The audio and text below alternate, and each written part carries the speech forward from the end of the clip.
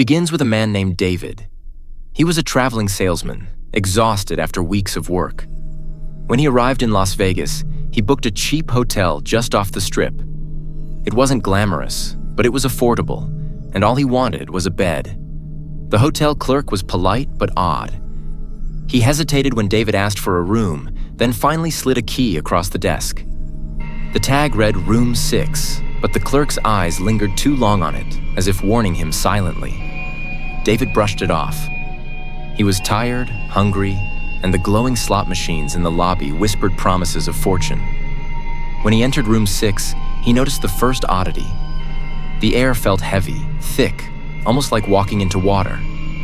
The wallpaper peeled in strange patterns, like twisting faces. The old lamp flickered dimly, casting long shadows across the walls. He laughed nervously. Just another run-down hotel room, he told himself.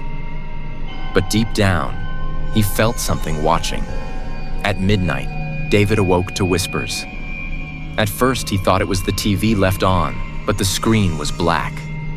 The voices grew louder, circling the room, overlapping like gamblers at a crowded table. One whispered, "Stay, stay." Another hissed, "Don't leave." His heart pounded. He got up, grabbed his suitcase, and yanked the door open. But outside the hallway wasn't the same as before. The carpet stretched endlessly, with doors on either side, each marked Room 6. He ran, panic flooding his chest, but every door he opened led back into the same room.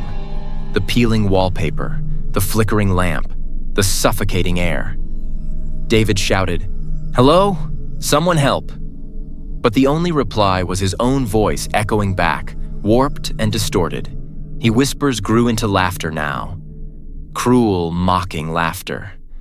Shadows crawled along the walls, peeling themselves away like figures stepping out of the wallpaper.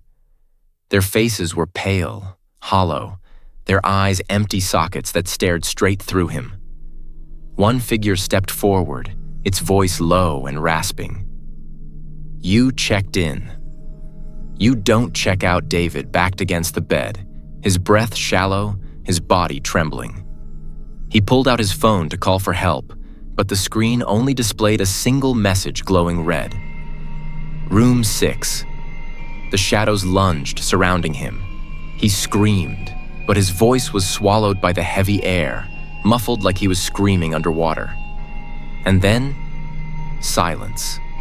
The next morning, the hotel clerk placed another key on the desk. A new guest approached, asking for a cheap room. The clerk hesitated, then slowly slid the key across. When housekeeping entered later that day, the room was spotless. No sign of David, no suitcase, no clothes. Only the faint smell of cigarette smoke and the sound of whispers if you stood very, very still. Locals say the hotel still stands, its neon sign flickering weakly against the Vegas sky. Travelers who stay in Room 6 are never seen again. Their names never appear on checkout records. Only their whispers remain, warning the next unlucky soul. So, if you ever find yourself in Las Vegas and someone offers you a cheap hotel room, think twice. Some rooms don't let you leave.